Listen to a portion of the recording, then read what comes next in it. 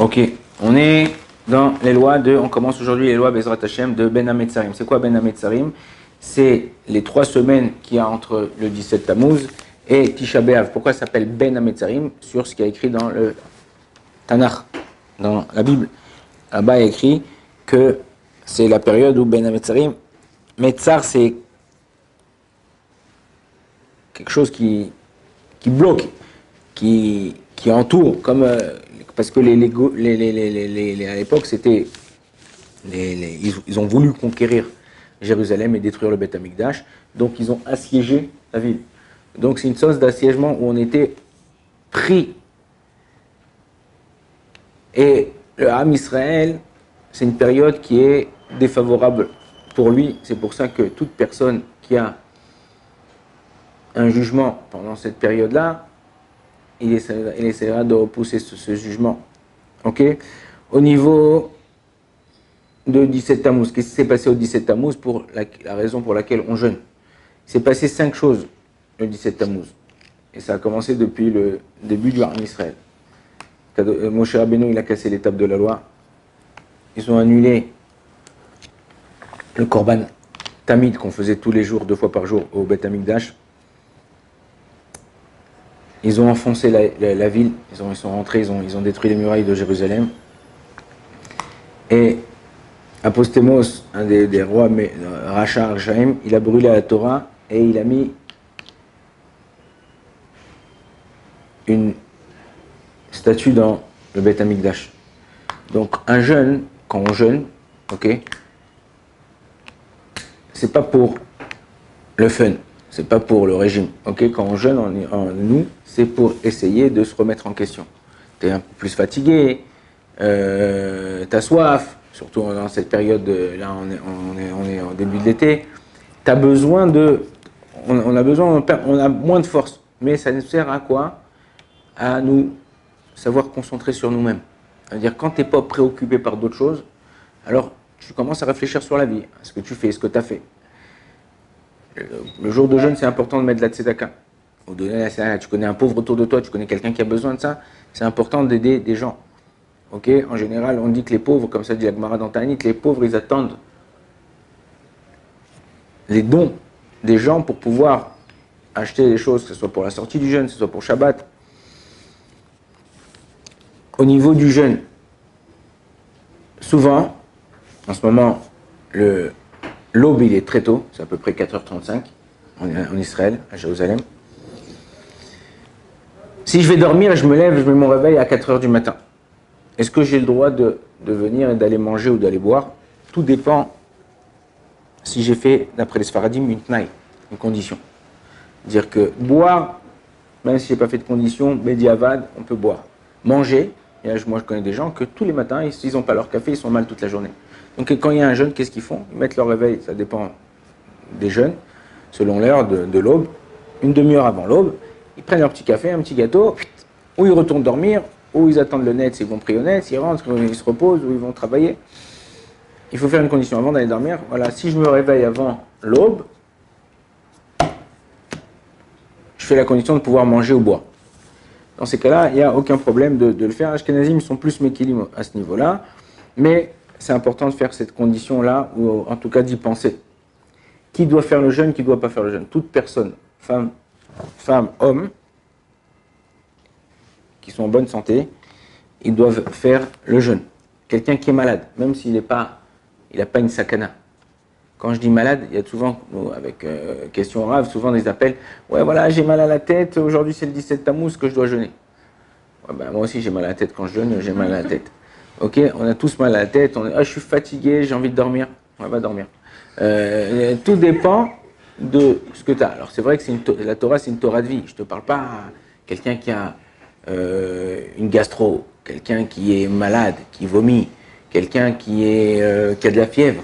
Ok, il n'est pas tour de faire le jeûne. Il n'a pas besoin de faire le jeûne, il n'a pas besoin de compléter ce jeûne-là. Ok, une femme enceinte, à partir de 3 mois. Ok, après 3 mois révolus, la femme, elle est considérée comme enceinte. Ah, mais je sais, voilà, j'ai fait un test de grossesse, je suis enceinte. Ouais, mais hier, tu es parti au tennis. Alors, d'accord, mais je sais. Mais hier, tu te sentais bien pour aller au tennis. Ouais, non. on parle d'une femme enceinte, on a une femme qu'on voit qu'elle est enceinte, ça fait 3 mois. Une femme qui allait, ok? Même si elle allait une fois par jour, elle a besoin de manger, elle a besoin d'avoir des forces pour pouvoir allaiter. Les petits-enfants, ils ne doivent pas jeûner. Un enfant, il ne doit pas jeûner. Quand il n'est pas encore arrivé à la bar mitzvah, il n'est pas obligé de jeûner. Il y a des enfants avant, à 12 ans comme ça, 11 ans pour une fille, ils veulent commencer à jeûner. Laisse-les commencer à jeûner. Fais attention à un œil ouvert, c'est dangereux. Surtout en ce moment qui fait chaud, on doit boire beaucoup. Maintenant, un conseil pour tous les gens qui jeûnent, ou les gens qui voudraient commencer à jeûner, c'est de boire aujourd'hui, par exemple la veille du jeûne, ou peu importe, soit Tisha B'Av, soit Yom Kippour, ça. Tisha B'Av, c'est plus problème parce qu'on peut pas, cette année ça tombe un jeudi, donc on ne pourra pas le faire, mais boire du jus de raisin. Pourquoi boire du jus de raisin? Le jus de raisin, c'est un liquide, donc ça permet de donner des liquides au corps. Et deux, il y a beaucoup de sucre dans le jus de raisin. Le sucre, ça permet aussi de garder des sortes de garder dans son corps du glucose et vous verrez, moi je l'ai essayé déjà quelques fois, t'as pas soif, t'as toujours la bouche agréable et le jeûne il passe très très bien. Donc préparez-vous, c'est pas j'arrive, bon c'est le jeûne demain, bon c'est bon un truc, la file un peu plus long, non. On se prépare à un jeûne. Si tu veux que le jeûne il se passe bien, surtout on travaille, on va étudier, on va faire des courses, ok? Donc, c'est important de se préparer bien au jeûne. Khatan Kala, quelqu'un qui a une Brit Mila, eux aussi ils sont chayav de faire le jeûne, ok? On a dit Meoborot Meliot, ok, on a parlé de ça. Même une femme qui a allaité, mais qui a arrêté d'allaiter complètement, même pas une fois par jour, si elle sent une grande faiblesse, elle sent que vraiment, c'est pas comme d'habitude. Elle a des vertiges, elle a très très mal à la tête, elle est obligée d'aller s'allonger. Si le fait d'aller s'allonger ou le fait de faire ce qu'elle doit faire, ça ne va pas l'aider, ou qu'il n'y a personne pour l'aider, elle sera aussi le patour du jeûne. Elle pourra manger. Donc ça, ce qui concerne le jeûne.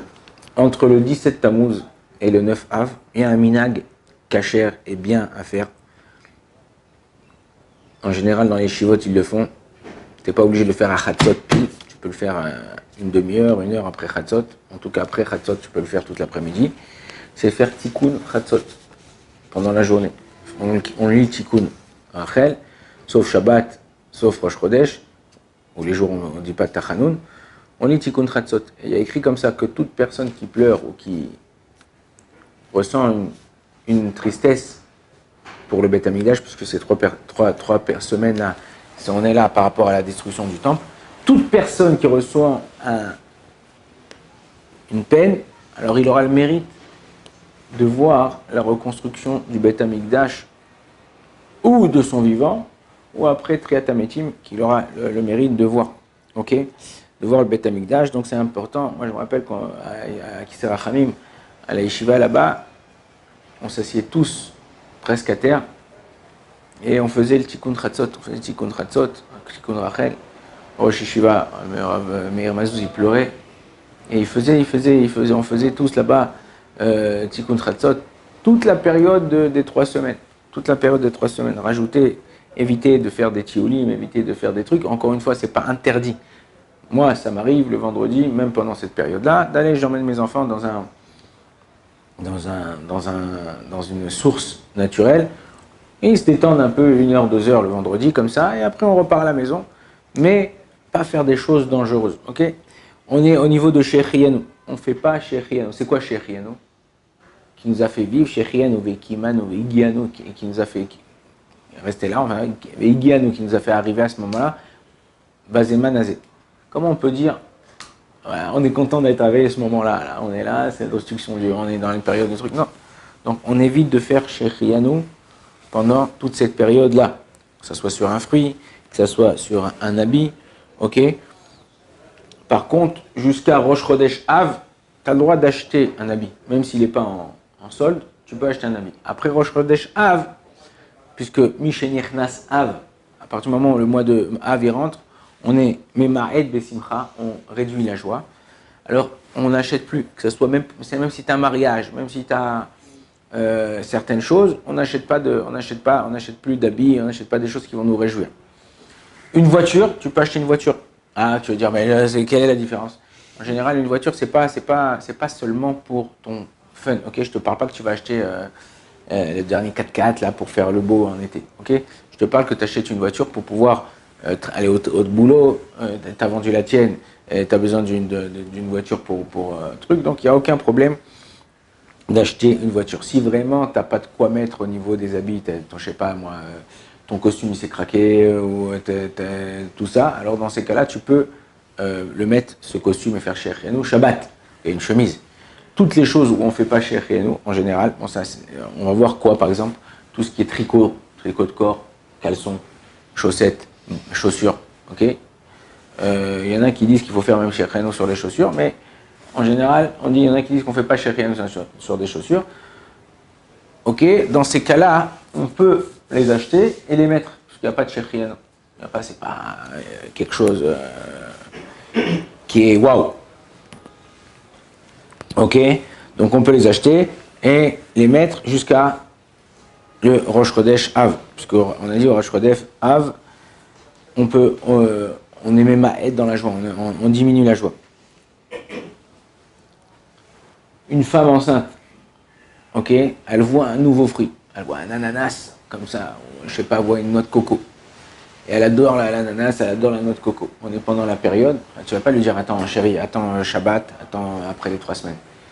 On sait que très bien que des femmes qui ont des envies pendant la grossesse, à tel point que la Gemara dans Masechet Yoma, elle dit qu'une femme qui sent une odeur, même si c'est le jour de Yom Kippour, on lui dit, tu sais, on lui chuchote dans l'oreille, aujourd'hui c'est Kippour.